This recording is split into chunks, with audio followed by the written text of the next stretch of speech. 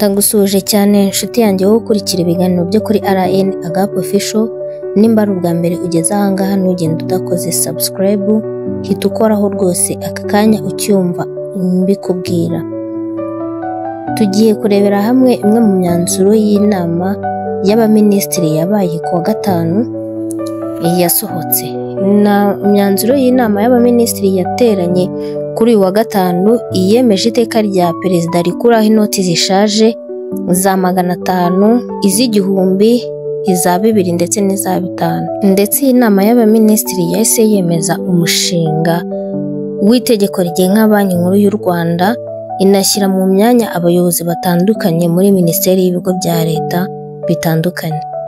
Ni inama yateranye kuri uyu wa 28 Ugushyingo 2025 iyobowe na nyakubahwa Perezida Paul Kagame, iteranira muri Village Urugwiro.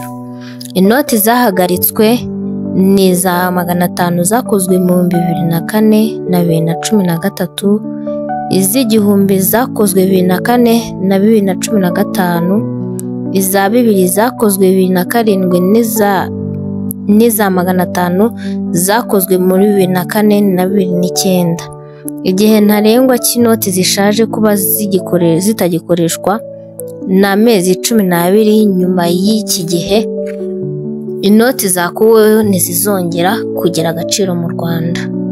Ni ukuvuga ngo babandi babikaga amafaranga mu rugo ni byiza ko basubiza kuri banki kugira ngo icyo gihe kitazarenga ugasanga amafaranga yabo yataye agaciro atagikoreshwa.